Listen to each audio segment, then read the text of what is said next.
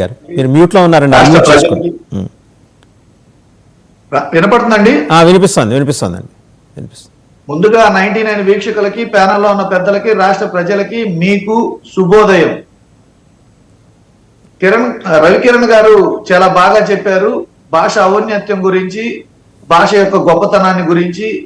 నేను కూడా తెలుగు భాష లోనే జన్మించాను, తెలుగు భాష నా మాతృభాష కాబట్టి నేను తెలుగు భాషలో ఉన్నందుకు గర్వపడుతున్నాను.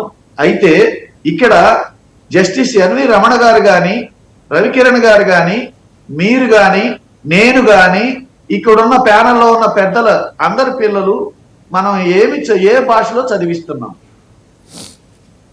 మనం మారి మనం ఆచరించి 10 మందికి చెప్పగలిగితే ఆ యొక్క గొప్పతనం ముందుకెళ్తుంది. మన పిల్లలేమో ఇంగ్లీష్ మీడియంలో చదవాలి, మన పిల్లలేమో ఇంగ్లీష్ మీడియం నేర్చుకోవాలి, కానీ నీతులు మాత్రం చెప్పాలి. How it is possible? నేను క్లియర్గా నేనేం చెప్తున్నానంటే ఆచరించండి. మనం ఏం చెప్తున్నామో అది ఆచరించండి. ఆచరిస్తే దాన్ని మనం చెప్పేదానికి ఒక విలువ పెరుగుతుంది అనేది నా ఉద్దేశం.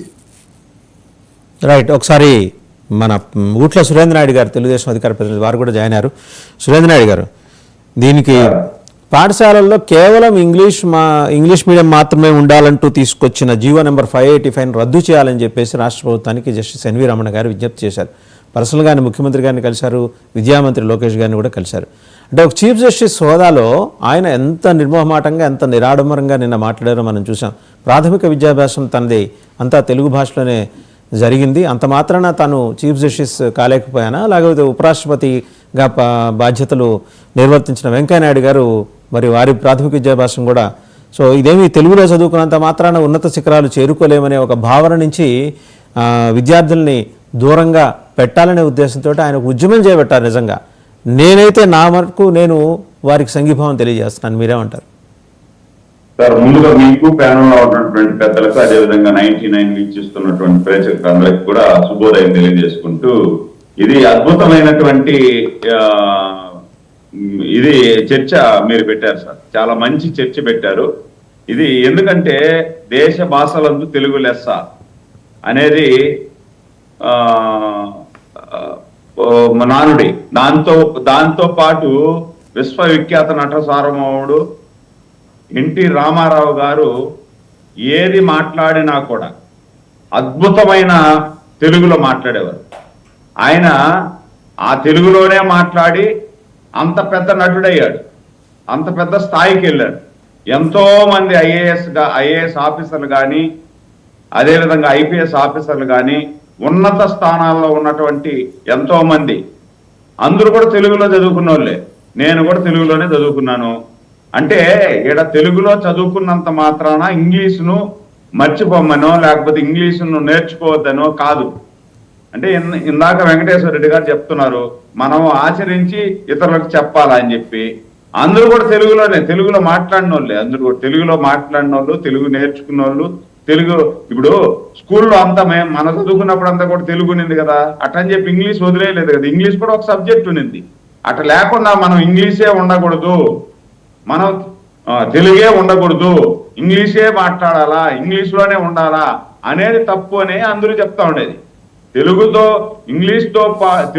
పాటు ఇంగ్లీష్ కూడా ఒక సబ్జెక్టు కావాలనేది నేర్చుకుంటారు. ఇంగ్లీష్ వదిలేయాలనో లేకపోతే హిందీ వదిలేయాలనో కాదు. ఇప్పుడు మనం చూడండి, మనం తమిళనాడుకి పోయినాం అనుకోండి, వాళ్ళ బోర్డులో ఫస్ట్ తమిళే ఉంటుంది. తమిళ్ లేకపోతే ఒప్పుకోడు. ఏదన్నా నువ్వు షాప్ పెట్టండి, తమిళ్ ఉండాలి దాంట్లో బోర్డులో. తమిళ్ లేదంటే వాడు ఆ బోర్డు పెరికేస్తున్నాడు. కర్ణాటకకు పోండి, కర్ణాటకలో కూడా కన్నడ ఉండాలా. ఉత్తరప్రదేశ్ అట్లా పోయినామంటే హిందీ ఉండాలా. అట్లుండాలి. కానీ మనకు ఆంధ్రప్రదేశ్లో కానీ తెలంగాణలో కానీ తెలుగు లేకపోయినా పర్వాలే, వాడు ఉర్దూలోనే పెట్టుకోవచ్చు బోర్డు, లేకపోతే ఇంగ్లీష్లోనే పెట్టుకోవచ్చు, లేదు వాడికి నచ్చిన దాంట్లో వాడు బోర్డు పెట్టుకోవచ్చు. మనం ఇక్కడ పుట్టి ఇక్కడ పెరిగి మనం తెలుగుని చిన్న చూపు చూడటం ఏంది? తప్పు కదా అది. కాబట్టి నేనేమంటే రాబోయే కాలంలో ఇదే మాదిరిగానే అయితే మాత్రము తెలుగును మనం ఎదుక్కోవాల్సి వస్తది. అంటే ఆయన ఒక విజ్ఞప్తి చేశారు రాష్ట్ర ప్రభుత్వానికి. నాయుడు గారు, అలవాటు కావాలా, సురేంద్ర నాయుడు గారు నేర్పించాలా అంటున్నామే. సురేంద్ర నాయుడు గారు రాబోయే కాలం ఆయన ఒక విజ్ఞప్తి చేశారు. దొరికే పరిస్థితి లేదు. ఒక్క నిమిషం సురేంద్ర నాయుడు గారు, ఆయన ఒక విజ్ఞప్తి చేశారు. ఏమని? 585 జీవో నెంబర్ నన్ను రద్దు చేయండి, కేవలం ఇంగ్లీష్లో మాత్రమే విద్యాబోధన సాగాలనే ఆ నిబంధనని తప్పించండి అని చెప్పి పర్సనల్గా ఒక చీఫ్ జస్టిస్, ఆ క్యాడరు మనకు తెలుసు, ఆయన అత్యున్నతమైనది, ఇంకా రాష్ట్రపతితో సమానమైన క్యాడర్, ఆయన భాష కోసం దిగి వచ్చి 10 మెట్లు దిగి వచ్చి ముఖ్యమంత్రిని విద్యామంత్రిని అభ్యర్థించారు. అంటే ఆ లోపల ఆ తపన, ఆయన లోపల ఉన్న తపనని ఇక్కడ మనం అర్థం చేసుకోవాలి. ఒకసారి శివపార్వతి గారి దగ్గరికి వెళ్దాం. శివపార్వతి గారు, జస్టిస్ ఎన్వి రమణ గారు